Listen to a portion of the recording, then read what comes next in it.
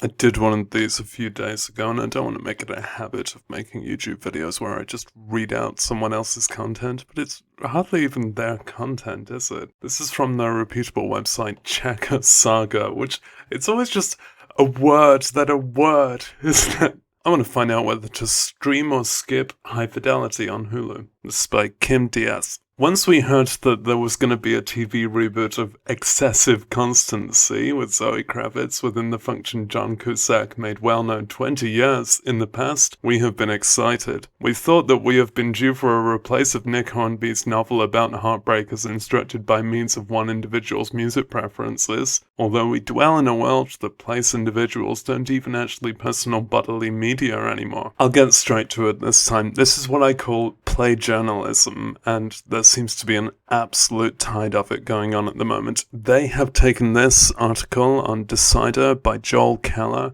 and they've pasted it onto their own website, but they've replaced synonyms. So Joel said people don't even really own physical media anymore, and Kim, we'll have to call her Kim, she's not a real person, said individuals don't even actually personal bodily media anymore. However, did we get one thing really made for 2020? Discover out extra. Extra means more, and they use it loads. So in High Fidelity, the character Rob gives a lot of top 5 lists, and Kim Diaz has read this as high 5. She's recently had a breakup and wants to get on the opposite aspect of the rock. But she's gone a whole 12 months without having intercourse. On the phone to her brother Jackson, she tells him unenthusiastically that she's happening a date. She sits at a bar with a vest-wearing dude named Clyde, and she or he's so bored that she decides to ditch him. There the word she has been replaced with she or he. If that's the same character as the John Cusack character, then maybe it is she or he. However, she has to come back again to the bar as a result of she forgot her cell phone, and their mutual love of Fleetwood Mac helps the date decide up. I love it when a plan decides up. They sleep collectively. I'm gonna start asking people for that. Rob owns a file retailer in Brooklyn. So a file, that's gonna be record shop. Yep. Owns a record store in Brooklyn. She goes over her high 5 heartbreaks. High 5! One of whom she by no means felt cool sufficient to hold with. Simon really acquired Rob, so that means he really got her. There was Justin Equipment, so that's the name Justin Kit, and that's been translated to Justin Equipment, which is a pretty good, synth punk name. The file retailer in some way fell into Rob's lap. Now in her 30s, she undoubtedly regrets the shapelessness of her ambition to that time. However, she loves music and loves hanging out within the retailer. Rob actually thinks she's carried out with courting, so probably done with? Yeah. With courting. However, then Clyde reveals up and explains that he left instantly as a result of his automobile was towed. Oh, and we additionally discover out why she confirmed as much as the date with Clyde with an injured hand as a consequence of being distracted after operating into somebody particular to her on the way in which to the date. Now here's Kim's take. I think it might be a bit similar to Joel's take. We didn't hate Excessive Constancy. That turns up 5 times in this article as the title of it. High Fidelity only appears in the title. The ebook was written at a time when... Wait, ebook? Yep, they've translated the word book to ebook, and especially because this is on about when a certain kind of media becomes dead.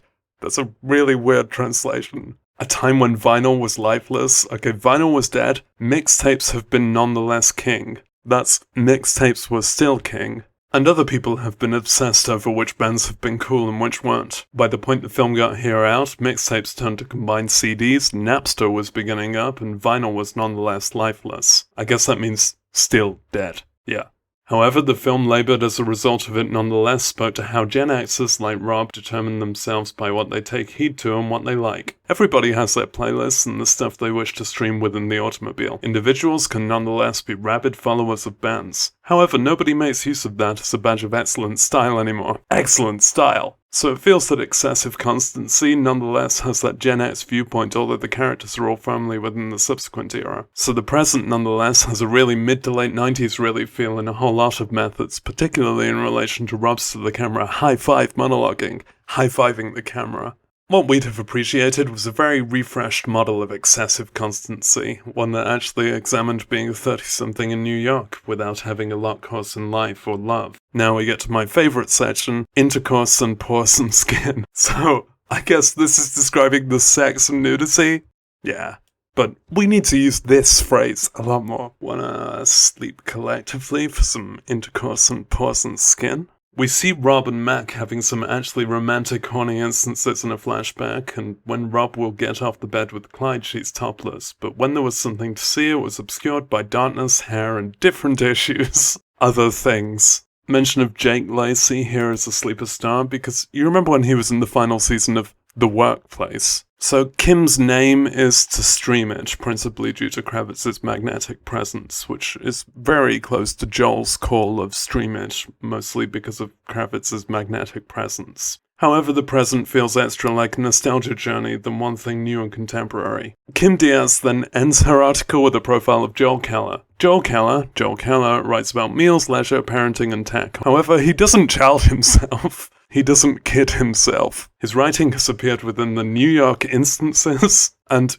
QuickFirm.com. I do not want to know what he was writing about on QuickFirm.com. That's FastCompany.com. So, websites like Checker Saga do this shit all the time, and it's all over, like, the top Google results for any modern media consumption. They know how to search engine optimize. They've got their ads on their website. I mean, I've got an ad blocker on, but they don't know how to write articles, but they know how to steal them and just swap a few words around. The profile for Kim Diaz, you can click on her and have a look. That is a stock photo. Hopefully that's not the exact search term they use for this stock photo.